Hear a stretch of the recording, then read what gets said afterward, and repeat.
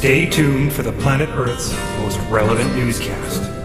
Broadcasting from Sector 17G of the Milky Way Galaxy, we present you a program that is a strange combination of newsworthy and non-newsworthy. Funny at times and extremely non-funny at others.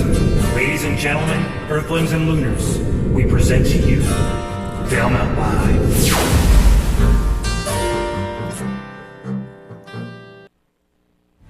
Welcome to episode 70 of Valemount Live. I'm Anne-Marie Scott. And I'm Jody Newham. So did you watch the game yesterday? What game? What game? The Vancouver-San Jose game, of course. Oh. Well, the Vancouver Canucks crushed the Sharks in a 7-3 win. Wow. And did you know, when the Canucks are playing, the crime rate in Vancouver drops by 100%. Oh, really? Yeah, those streets are practically empty. Ooh, wouldn't that be a great time to go shopping? You know who won't be doing shopping? Those graduates. Sure. Tonight we listen to more short and sordid life stories.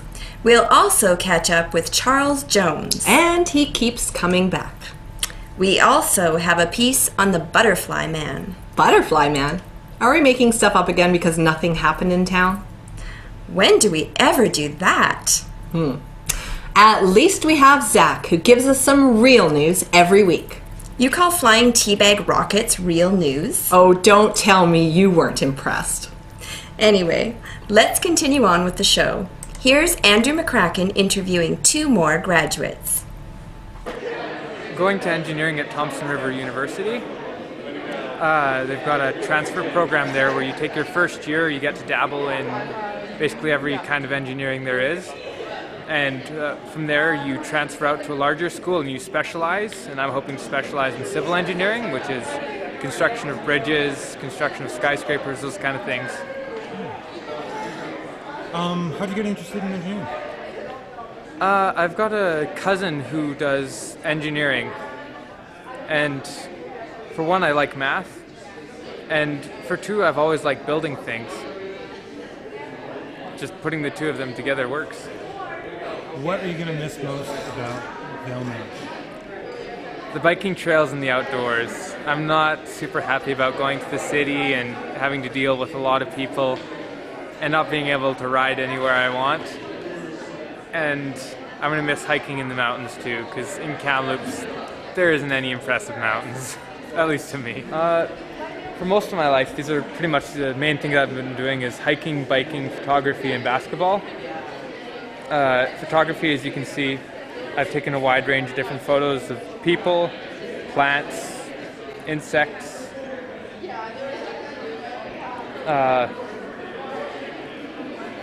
For basketball, I've gone to provincials with the team, second year I played, which was a very good experience and a special amount of fun because a lot of my friends were on the team. Biking, I've placed high at both tournaments I've gone to and have really enjoyed it.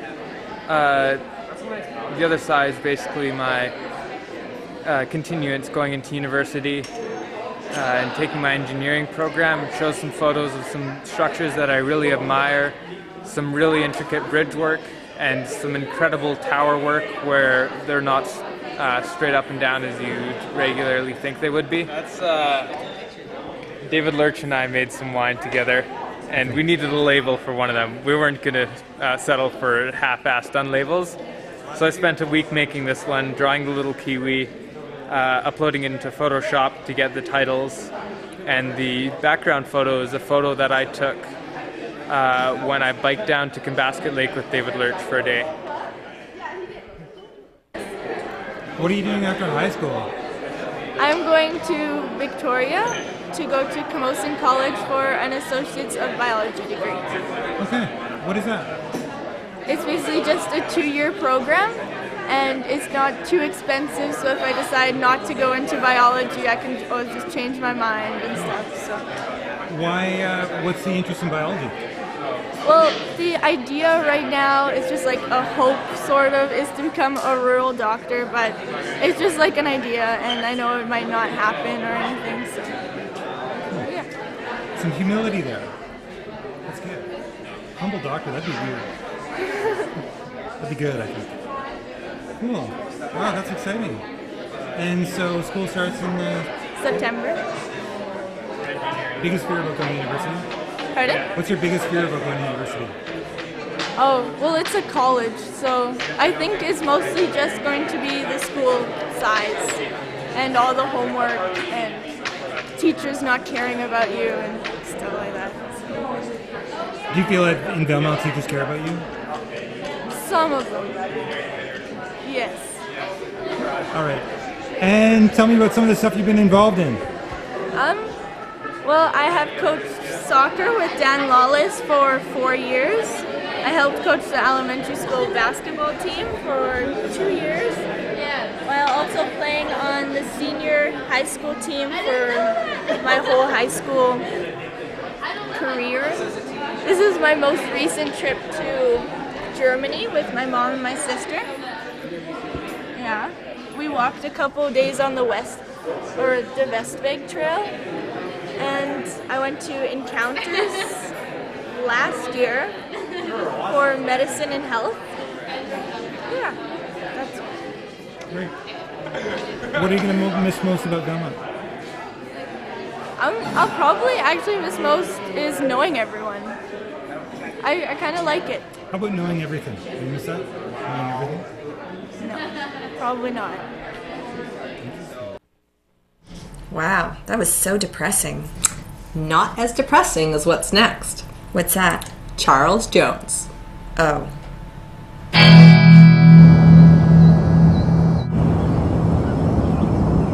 Hi, I'm Charles Jones, and welcome to really big news from everywhere. Our studios are being renovated, so I'm outside our bunker here in Navaginka with the beautiful Caucasus Mountains behind me. This week, the most important news ever. Johnny Doe in Sochi and Pan-Galactic Sports without DAZ Beeblebrox. But first, as Johnny Doe has been reporting, the preparations for the 2014 Winter Olympics in Sochi are well underway. The mascots have been chosen: Vodka, Guzzle, and Barsick. Unfortunately, because former President Putin has spent billions on his new house, some Olympic events may be cancelled. Mr. Putin says the Games will go on with events such as quilting, egg painting, and air guitar. Now to our eyewitness on the ground, Johnny Doe in Sochi. Johnny?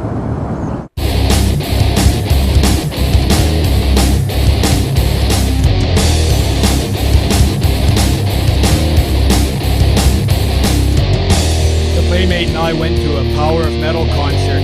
She took off with a bass player from Pour Vodka in Your Eye. The band is holding me ransom until they can find a Russian-speaking bass player.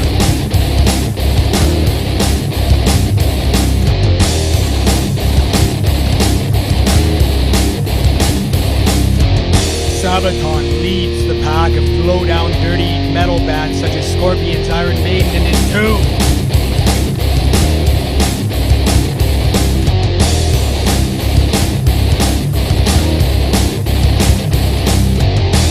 Power of Metal is now touring Russia, then attacks the US this summer before laying siege to Austria and Germany. I'm Johnny Doe for VCTV in Southern Russia.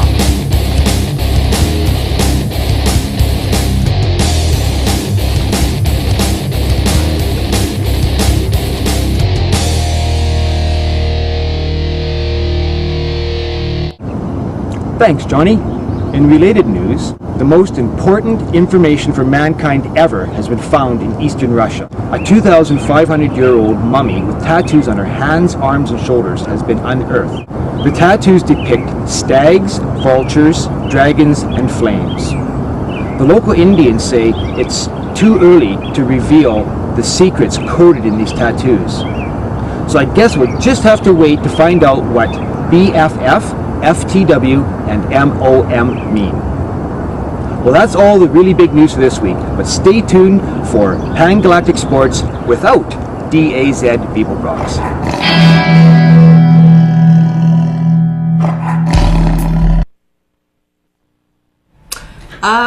He does know that 2014 is not for another 3 years, right?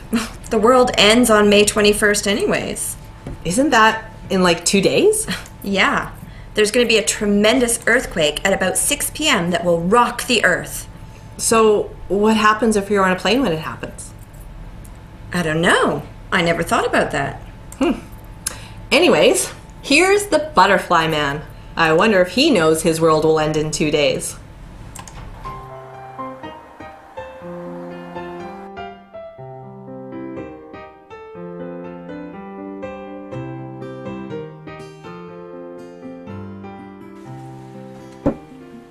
Hello, my name is Mick Callis, otherwise known as Fisherman Mick, otherwise known as the Butterfly Man. I'm Butterfly Man because I've collected butterflies since I was 7 or 8 years old and brought my net with me in every country that I was stationed in the Army and everywhere that I've traveled. I'll put this on my trusty steed here. All of the papillos, the swallowtails, they all have these little, what they call eye spots here. They kind of simulate an eye down here. And the reason that is because a bird, the first thing it will try to catch with its beak isn't necessarily the body, but it will be the eye spot, because that's what they're trying to peck out to neutralize its victim. Back in 1967 and 1968, I was stationed in Vietnam in the Army, and they had me sometimes in helicopters and sometimes I was in the field. And when I was back at base camp, often I would take off not with my weapons or anything, but with my trusty butterfly net and go out into the jungle and collect these beautiful butterflies. And one time when I was out there, I remember very distinctly running into 3 Vietnamese fellows, and they were dressed in their black pajamas and had all their guns, and I didn't. And they were so fascinated that I wasn't at all interested in this war. So I explained to them, sort of explained to them, what I was doing, collecting bugs, and they thought that was very fascinating. And I remember we all sat around in a circle, and one fellow pulled out Philip Morris cigarettes. And I remember Philip Morris cigarettes because they came in a plastic carton. In the jungle, a plastic carton would be really nice instead of a paper carton. And so we all had a cigarette, and we all got ready to smoke them. It's interesting the funny things that you remember, how nobody had a way to light a cigarette.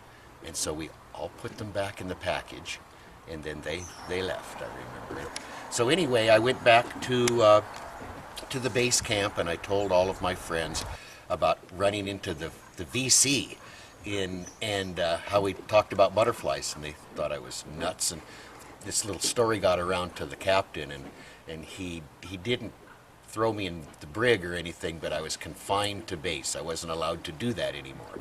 And so I recruited a group of Vietnamese children to go out and catch the butterflies for me, and I would trade cans of sea rations to them, and they'd take home to their mothers. So I taught them how to properly kill the butterfly and put them in these triangular envelopes. And they would come in with just the most fabulous looking butterflies that I still to this day have in my collection.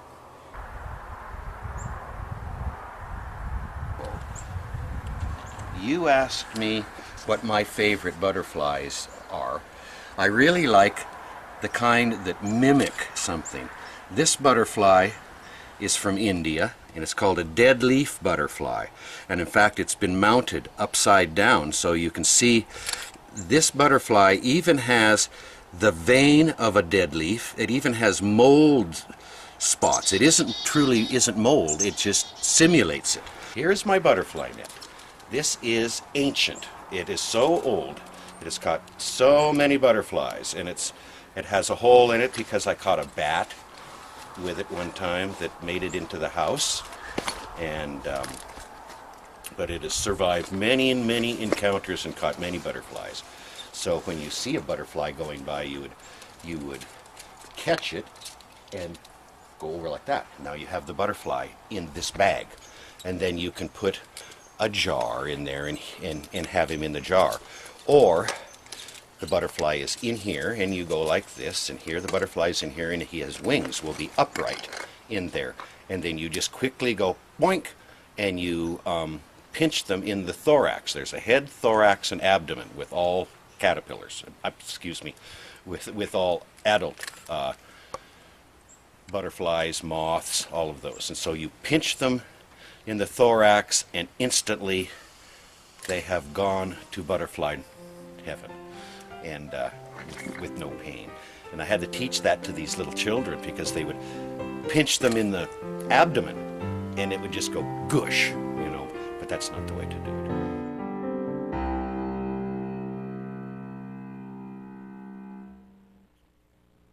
I told you it was all real. Yeah, but I was expecting a man with a pair of wings. A butterfly man. Some people. On with the news. If you ever wanted to pick up an ice cube with a string, here's how to do it.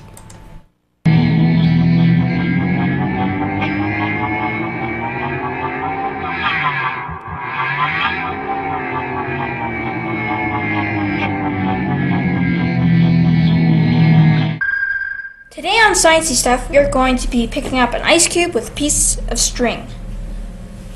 So, for picking up our ice cube with a piece of string, we need salt, some string, a plate, and some ice cubes. I shall go get those now.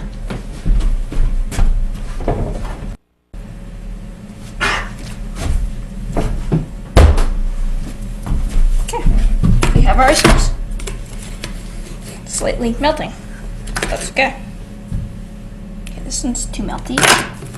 Try this one. Okay, so we have an ice cube. Going to place it on our plate. Get some string. And we're going to get it wet.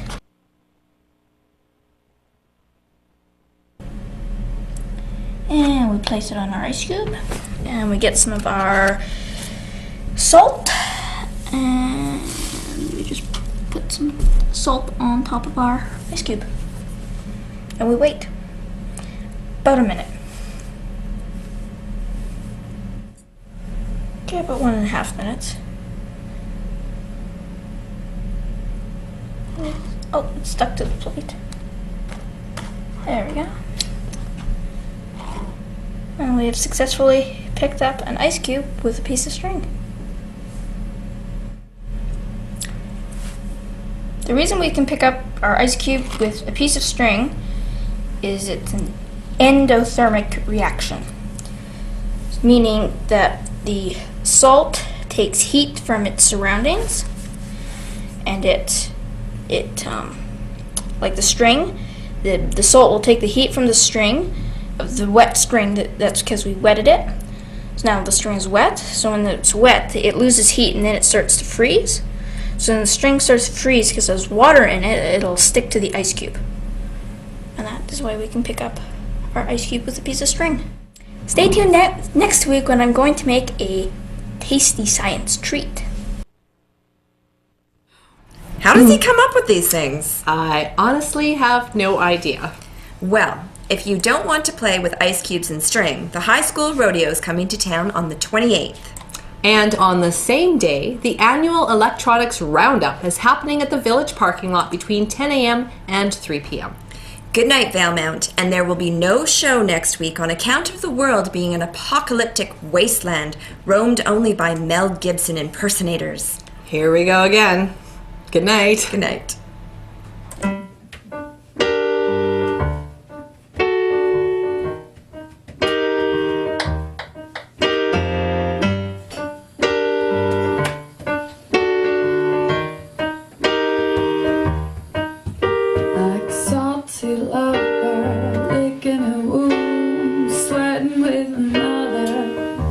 She cries, I don't care about anyone.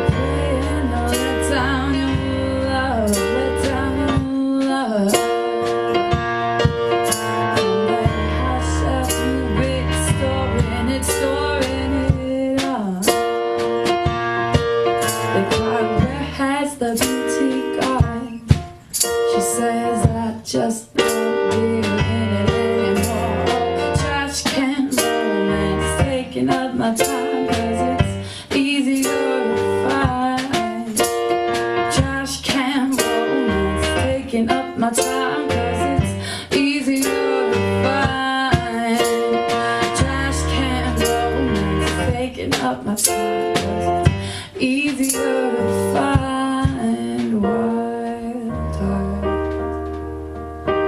Make me holy wild hearts. Make me find wild hearts. You know you can't control me. Wild hearts, I'm gonna make you mine. Wild hearts, make me holy wild hearts. Make me find wild hearts. You know you can't control me. Wild hearts, I'm gonna make you mine, and I don't care about anyone, and I don't blame you. It's easier to find trash can romance, taking up my time. Perfect. Trash can romance, taking up my time, 'cause it's easier to find.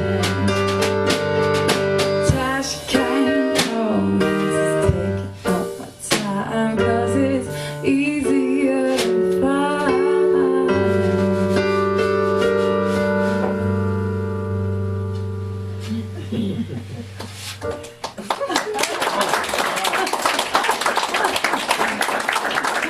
Thank you. How did that happen? How on earth did that happen? Like I